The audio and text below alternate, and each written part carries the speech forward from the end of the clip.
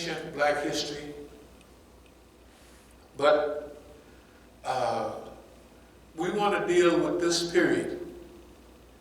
And this period is very important. If we were to go back to a period of, let's say, Superfly,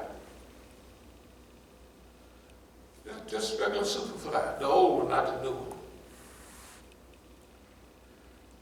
When I was overseas, by that time I was down in Colombia and so on, the newspaper, New York Times would come down there, you know, one day later, and I would get the New York Times, and I'd look in the movie section, and it had this dude dressed out in long stuff, and he had one of the kind of cars I used to drive, except mine was a Brougham, and his was the Eldorado. All that big shiny stuff on it. I'll tell y'all that nowadays, you would say, them niggas was crazy. They put all that cheap tin on a car and sell it to a Negro for an extra $1 zillion. Well, I got lucky. I took mine and had it down to Hollywood and had them fix up cars, you know, so they just fixed mine up for $500 billion, not $5 trillion like the other niggas. Think of it, big shiny stuff. Boy, look here now, you may be laughing at it, but when we come back, drove it from LA, and the people saw it, they was rolling in the street. Boy, that was big. It was big, you know, in those days. And so, but it was a wonderful distraction. Because nobody in that kind of car is going to be thinking about rebellion and revolution.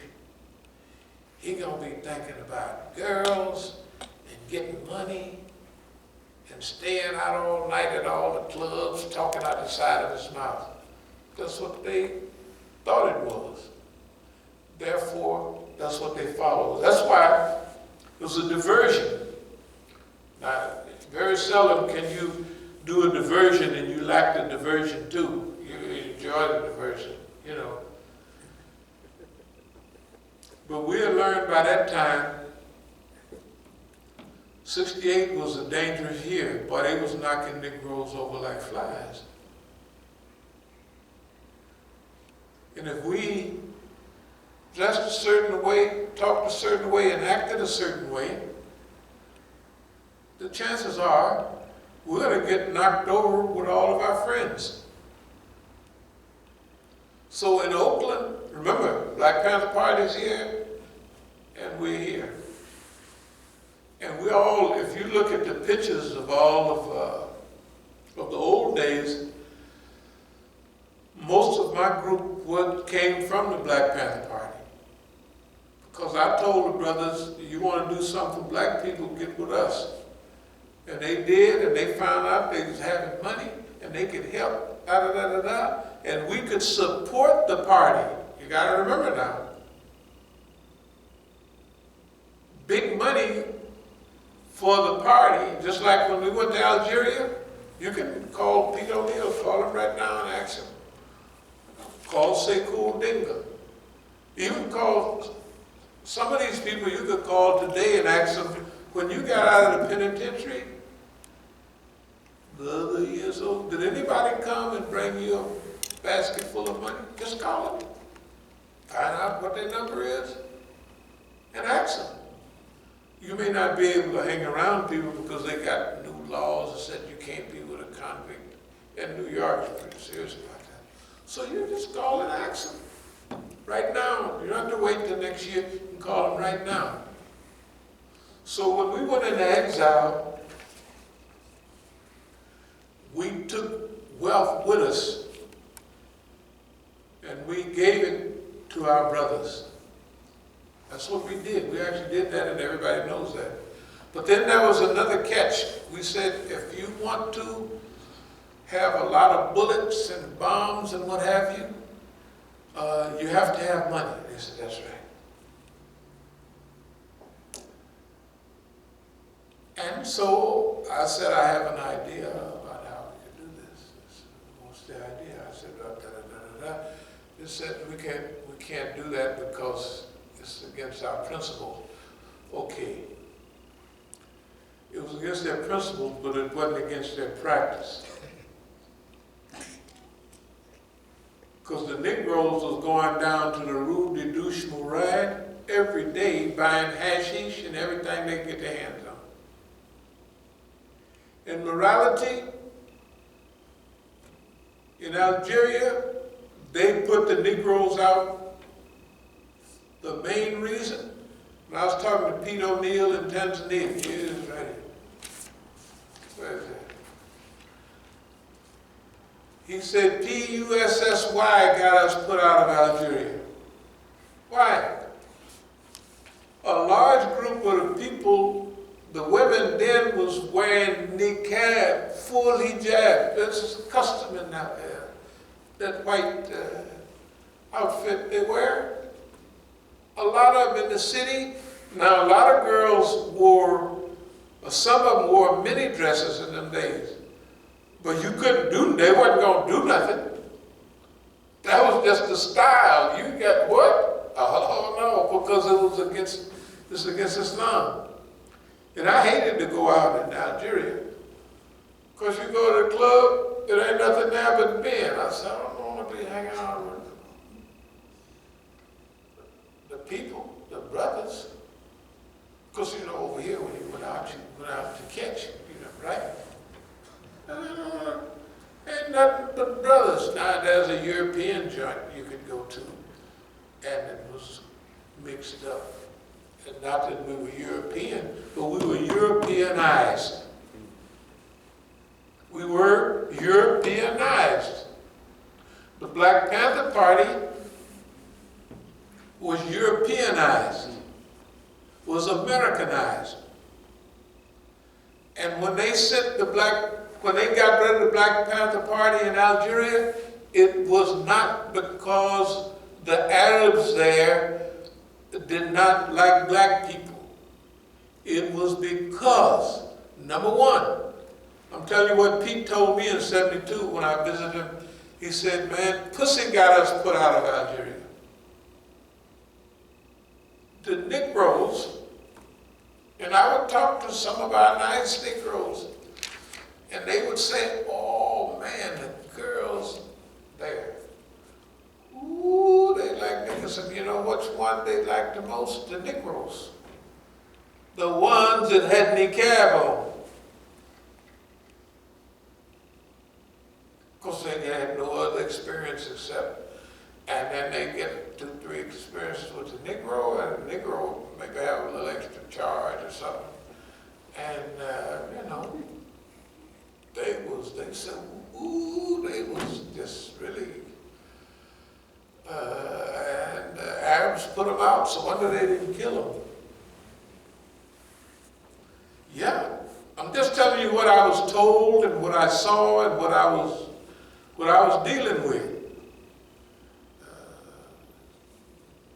I wasn't celibate there, so I kind of got an idea of what was going on. Wherever the Negro went, in our meeting that we had in Algeria at that time, was probably '71, and I was explaining how we could get wealthy and how the idea was we get big and we come back and we get rid of the white man in America. That was my idea, and that's the idea they was giving, that they were in exile. Probably maybe never crossed their mind. But anyway, that was my idea. Remember when I got there, I'm full revolutionary now, and they sent back, they took my picture, I got my ID card, and they sent back to Oakland. Who is this? And Pete told me, because he was head of security at that time, he said, when we got back from Oakland, was that you were, what did they say? You were something or other in your own time. A legend. A legend in your own time, which was true. Legend in your own time. Okay, so now I told them that in '71. They said, well, we can't do that because it's against our principles and all of that. I said, okay. I said, forget about the niggas every day trying to take me down there. Now, when I come there, I'm ready for revolution. So, me and Sekou would be out on where I live. I live way outside of town on the beach. So I'd go out there, we'd be running all day or playing basketball to be in shape. Nobody else, nobody out of everybody in Algeria, nobody did nothing that had conditioning like we're going to go back and, do something. If they did, they'd have to have a wheelbarrow. They'd sit in the wheelbarrow, somebody push them back to do it. Right?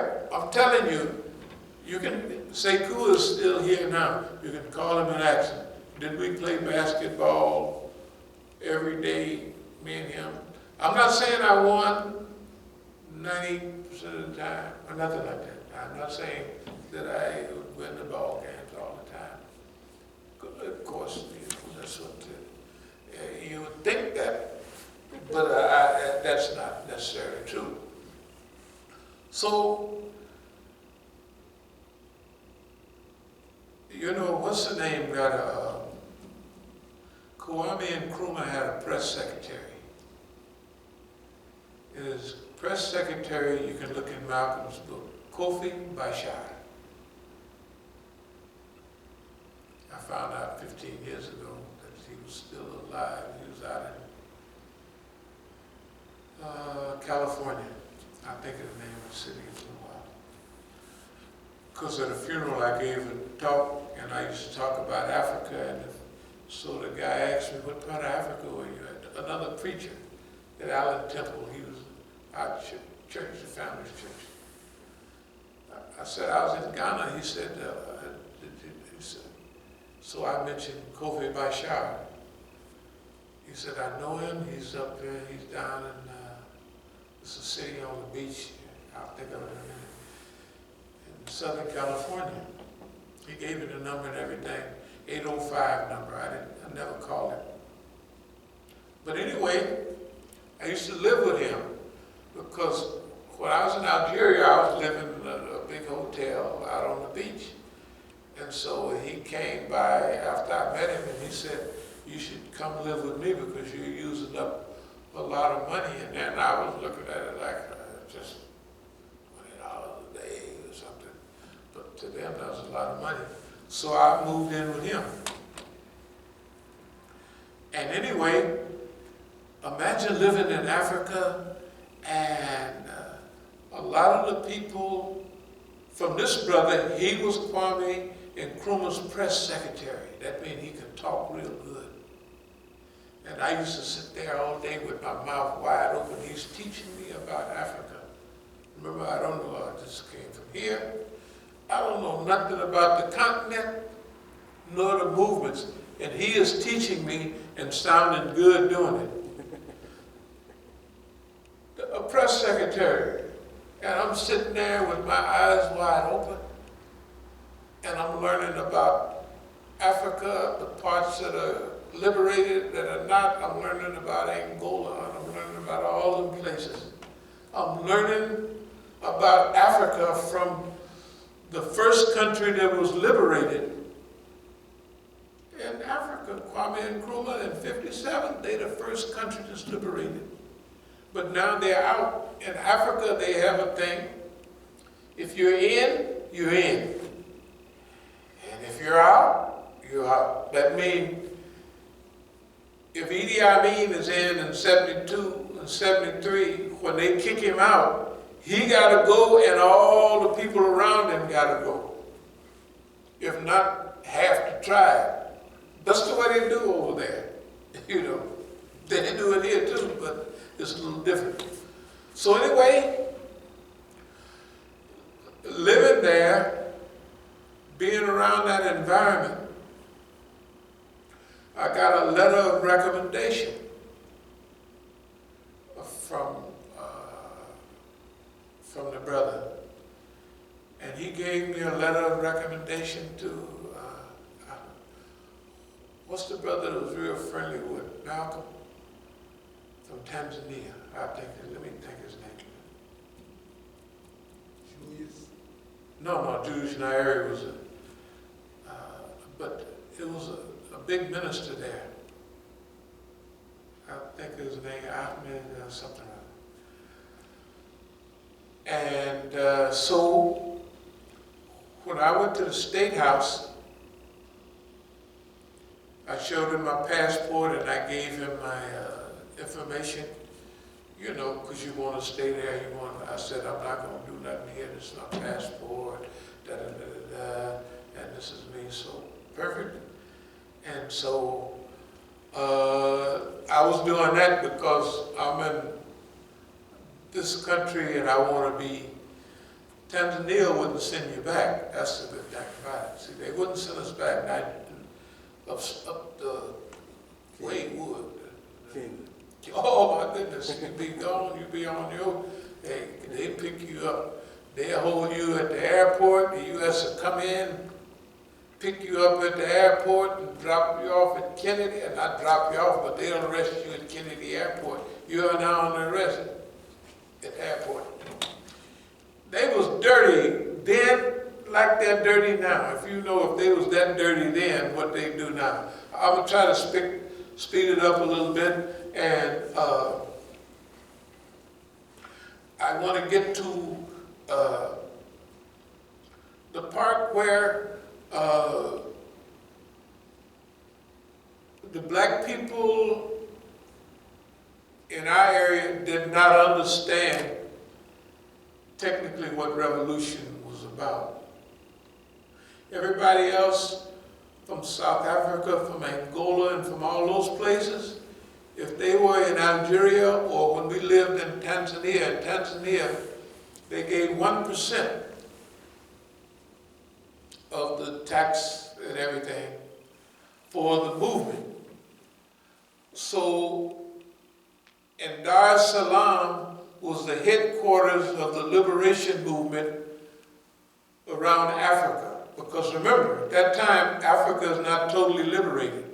So everybody from Portuguese colonies, Mozambique, and all of those places, right, Zimbabwe, they were still colonies. So Tanzania gave 1% of its taxes to the liberation movement. So the headquarters, when we left Algeria, then many of us went to Tanzania.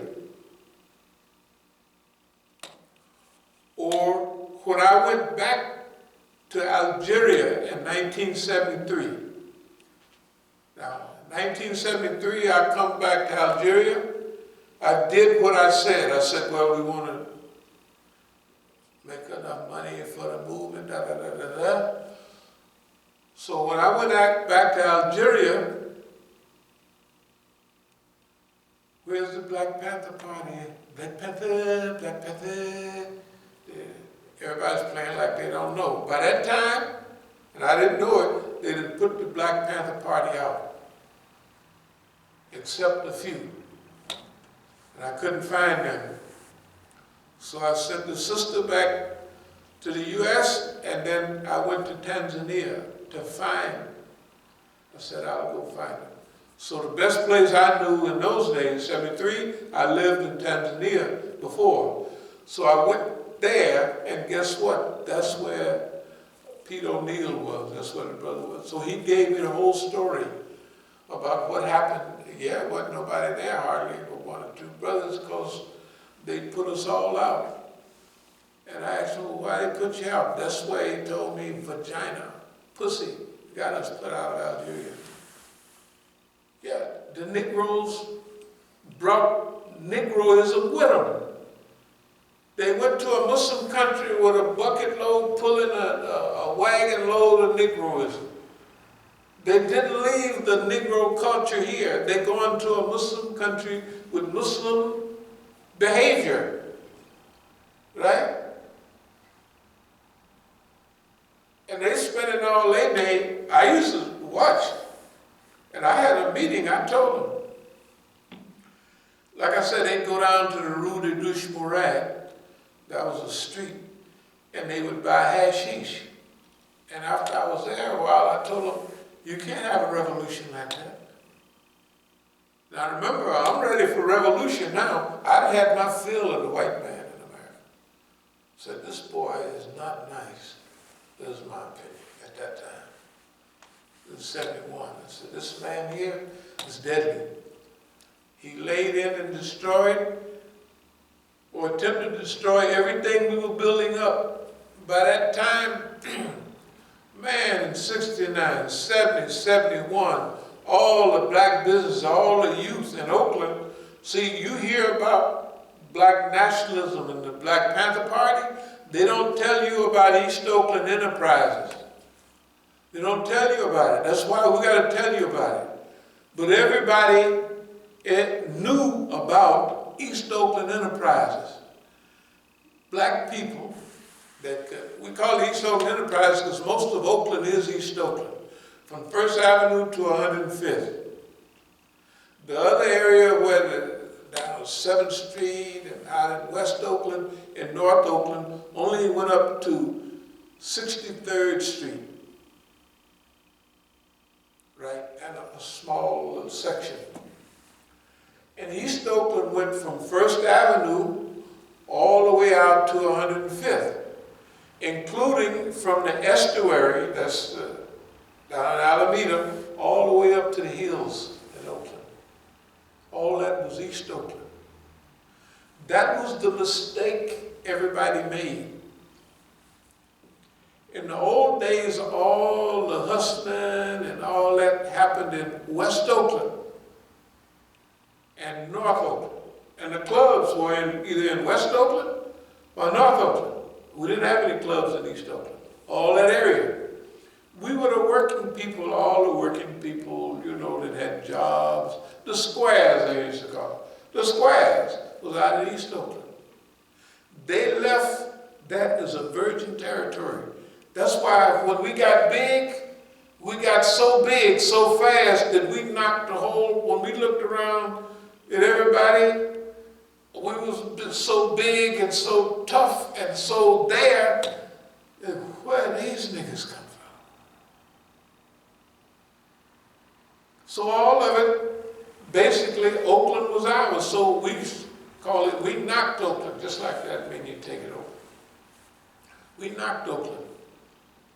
We come from East Oakland, we knocked Oakland, including West Oakland and North Oakland, and we just knocked it out of the way.